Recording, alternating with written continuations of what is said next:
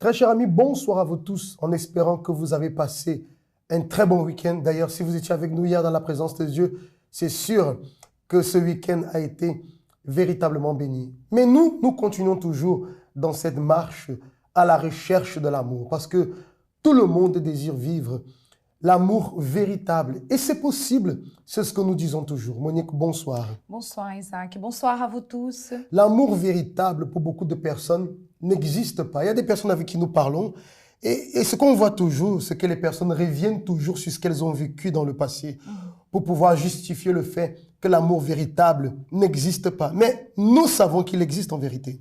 Oui, il existe. Et aussi, le problème, c'est que la personne, elle met comme base l'amour un sentiment. Et c'est vrai, Isaac, que lorsque la personne elle est dans une relation, c'est pas tout le temps que la personne elle a ces bons sentiments que de dire ah je t'aime, j'aime cette personne. De sentir. De sentir, voilà.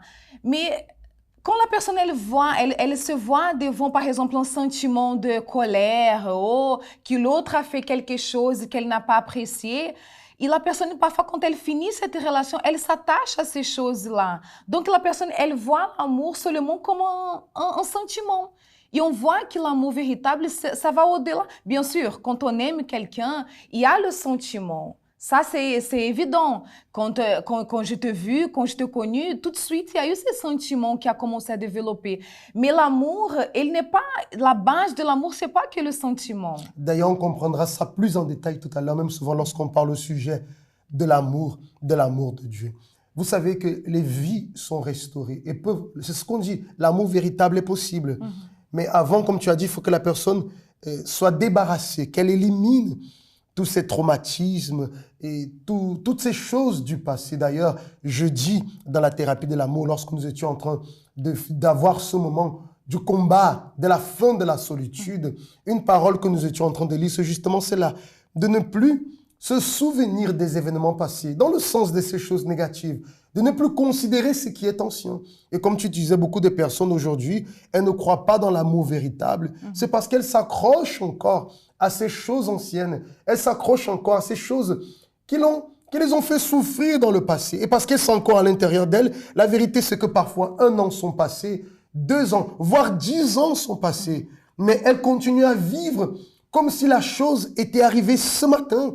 Et c'est ça qui est difficile. Il faut se débarrasser de cela. C'est là où rentre vraiment ce travail de la thérapie de l'amour qui est extrêmement important. Nous allons voir ici notre premier témoignage. Vous allez découvrir l'histoire de Madame Nadège. Vous allez voir ce qu'elle a vécu dans sa vie et comment à travers le travail de la thérapie de l'amour, elle a été restaurée. À tout de suite.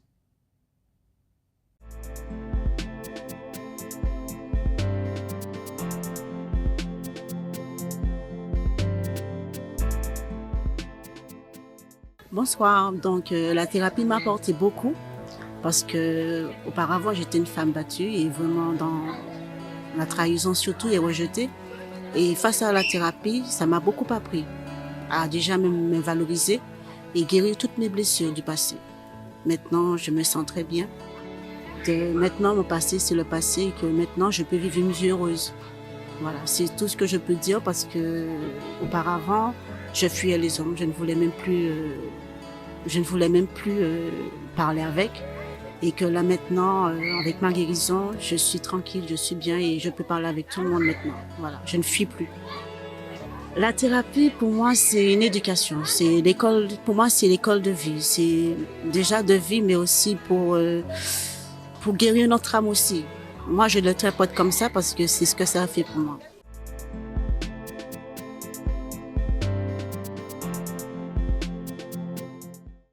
Vous voyez que le témoignage de Madame Nadège est la preuve de ce que nous disons toujours. Il est possible de guérir de son passé. Vous voyez, on voit ce qu'elle a vécu là, Monique. Une femme qui a été battue. On imagine un peu tout ce que ça a pu causer comme séquelles dans son intérieur.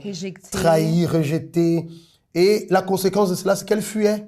Elle ne croyait plus dans l'amour véritable. Elle ne se voyait plus en mesure de pouvoir, je veux dire comme ça, se confier dans une personne, se confier à un homme. Pour elle, tous les hommes étaient pareils. Comme beaucoup de personnes aujourd'hui ne le disent pas. mais le pense, ah, tous les hommes sont pareils, parce que tel m'a fait souffrir, alors lui aussi va me faire souffrir. Ah, cette femme m'a fait souffrir, alors toutes les autres vont me faire souffrir. Et ça, c'est véritablement faux. Et c'est pourquoi qu'il existe ce travail de la thérapie de l'amour qui est très, mais extrêmement important. Et lorsque la personne investit, elle voit véritablement qu'il y a un résultat. Les instructions qui sont données, et lorsqu'elles sont mises en pratique, comme dans son cas, aujourd'hui, elle est totalement transformée et prête, je dirais, pour pouvoir commencer une relation et connaître un amour, connaître une vie différente de ce qu'elle a connu auparavant. Oui, mais pour cela, elle a dû avoir le courage déjà de venir dans ces traitements qu'on dit souvent, c'est un traitement spirituel, un traitement pour l'âme de la personne. Elle se donnait cette opportunité. Parce que le problème, c'est ça. La personne, ce qu'elle a, c'est les blessures du passé, c'est les situations que la personne elle a vécues, les déceptions. Ça, c'est tout ce qu'elle a pu conquérir jusqu'à présent. Mais là, elle est en train de nous écouter. Elle a cette opportunité de changer sa situation. Donc, il y en a beaucoup de personnes qui, elles ne se donnent pas. Elles restent sous sa position, sous ce qu'elle a vécu de mauvais et elle ne tente pas quelque chose de mieux pour sa vie. Donc, vous voyez qu'il y a une autre, je dirais, il y a l'envers de ce qu'elle a vécu jusqu'à présent. À l'exemple de Madame Nadège, votre situation, nous le disons toujours, elle peut changer et elle va changer si vous croyez dans ce travail qui est réalisé. Donc, ça vient le sujet de ce soir, l'amour véritable. Beaucoup de personnes, comme on parlait dans l'introduction, elles se basent, lorsqu'on parle d'amour, d'ailleurs, la plupart des personnes voient l'amour à peine comme un sentiment. Ah, c'est un sentiment, c'est un sentiment, c'est un sentiment. Et c'est ça qui fait souffrir les personnes, c'est ce qu'on dit toujours. Et je veux prendre un exemple. Lorsqu'on nous parle de l'amour que nous avons envers Dieu, il n'y a pas de sentiment. Il n'y a absolument pas. Je ne sens pas un amour pour Dieu. Mais cet amour que j'ai pour Dieu est plutôt dans la conscience. Ça veut dire ce que Dieu représente pour moi, la place qu'il occupe dans ma vie. Mon amour est là.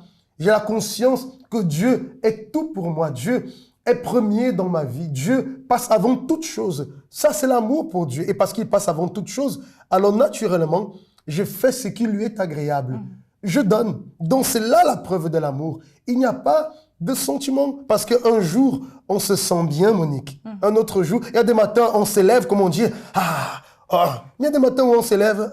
Alors, si on vit sur le sentiment, notre vie, ce sont des hauts et des bas. Et beaucoup de personnes dans la vie sentimentale, voilà, font des montagnes russes. On va plus travailler, on va plus s'occuper des enfants, on va faire plus rien. Oui, parce que le sentiment, parfois, quand il vient, il nous prend. Et beaucoup de personnes, moi je disais, vivent dans les montagnes russes. Et la vie sentimentale finit par être quelque chose qu'elles veulent mettre à l'extérieur. Une grande preuve aussi que l'amour, il n'est pas que sentiment, c'est lorsque, par exemple, nous sommes mariés. Hein? Imaginons que la personne qui est à mon côté, mon mari, il fait quelque chose que moi, j'ai pas aimé, on a eu un désaccord sur un sujet. À ce moment-là précis, c'est pas l'amour sentiment, le bon sentiment de l'amour qui va parler. Il y a la colère. On va être en colère, on va être fâché, on n'est pas d'accord avec la personne. Donc, si je vais mettre comme base de mon mariage l'amour, le sentiment, ça veut dire que d'un coup je t'aime, d'un coup je t'aime plus. Et tu sais, Monique, dans ces moments-là, parfois, le sentiment dit comme ça, va-t'en loin d'ici, va-t'en loin d'ici. Et c'est pour ça, d'ailleurs, que beaucoup de personnes prennent tellement de mauvaises décisions. Pourquoi? Parce qu'elle appuie l'amour sur le sentiment. Comme tu dis, un jour je t'aime, un jour... C'est ce qu'on voit aujourd'hui. La personne qui arrive au moment, après 10 ans, mais je ne t'aime plus. Mais comment ça? C'est parce que les personnes basent l'amour sur le sentiment. Mais lorsqu'on prend conscience que la femme avec qui on s'est engagé, la femme avec qui on veut s'engager, l'homme avec qui on s'est engagé, l'homme avec qui on veut s'engager, représente la personne la plus importante de cette vie. Parce que nous allons ensemble nous unir dans une alliance. On va prendre soin l'un de l'autre. Lorsqu'il y a cette conscience, alors comme tu disais, dans un moment de désaccord, la colère arrive, mais le sentiment ne parle plus. C'est la conscience qui parle. Ça, c'est mon épouse. C'est celle avec qui j'ai fait une alliance. Celle avec qui j'ai pris la décision de vivre le reste de ma vie. Dont le sentiment À quoi ça me sert de perdre le temps avec une réaction que je peux avoir à cause de la colère et qui peut tout détruire? Donc, c'est la conscience. On revient, la conscience, l'intelligence.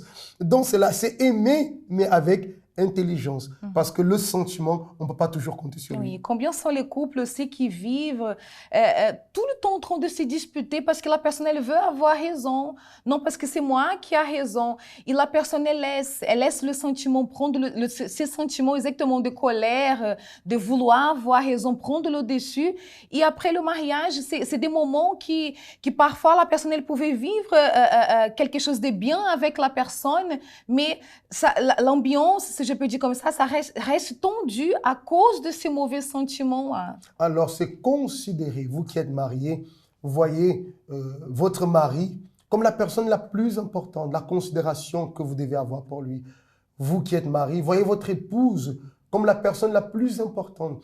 Vous qui avez un compromis avec une personne, vous vous préparez au mariage, voyez cette personne comme la personne qui sera la plus importante dans votre vie. Lorsqu'on voit de cette personne, de cette façon, avec intelligence, alors on ne laisse pas les sentiments. Parce que tu sais, Monique, le temps va passer, les années vont passer. Cette chose qu'on avait lorsqu'on était, je dirais, dans la période de connaissance, oh là là, voilà, ça n'existe plus.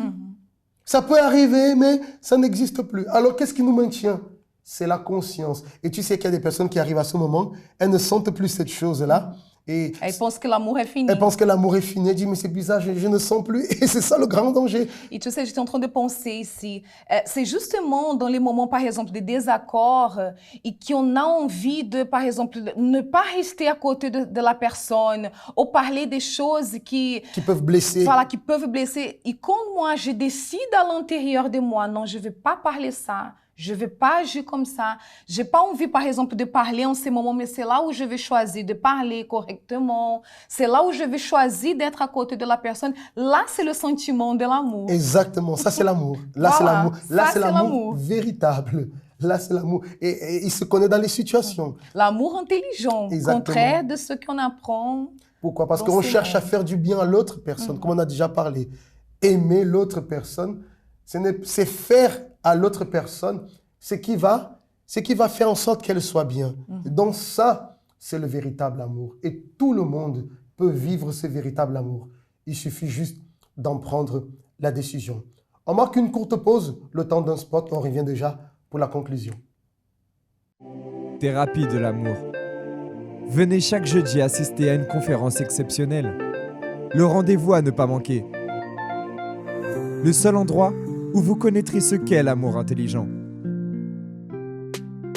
Recevez des conseils et orientations, quelle que soit votre situation, pour tous les couples, mais aussi pour les célibataires, mariés et divorcés. Découvrez comment construire ou reconstruire durablement votre vie amoureuse. Sachez comment s'aimer d'un amour intelligent. Chaque jeudi, à Paris, Évry, Nantes et Lyon. Ne manquez pas. Thérapie de l'amour, chaque jeudi, à 20h, à Paris. Également, à 19h30 à Évry, Lyon et Nantes. Voilà, chers amis, dont vous pouvez vivre l'amour véritable. Ne vous basez pas sur des sentiments, mais comme on a dit, utilisez la raison. La personne que vous considérez, que vous aimez, alors ça doit être dans votre conscience la personne la plus importante. Bien sûr, quelqu'un dira, mais c'est Dieu le plus important. Ça, on n'a même pas besoin de le dire. On le sait déjà. Mais votre mari, votre épouse, votre futur mari, votre future épouse est la personne la plus importante. De la même façon que nous considérons Dieu, je dirais comme ça, et que, parce que nous le considérons, parce que nous l'aimons, on ne sent pas, on disait tout à l'heure, mais on fait tout ce qu'il faut pour lui être agréable. Ainsi aussi, nous devons agir avec le mari et l'épouse pour qu'il soit toujours bien. Et s'il est bien, nous aussi, nous serons bien. Oui, tout à fait. On va trouver notre bonheur sur le bonheur de la personne qui est à côté de nous. Voilà, donc vous êtes invités ce jeudi à vous joindre à nous dans la conférence de la thérapie de l'amour où nous continuons fort ce travail. Vous qui n'êtes jamais venus, donnez-vous l'opportunité de connaître la félicité sentimentale. Passez une très bonne soirée et rendez-vous mercredi pour une autre émission.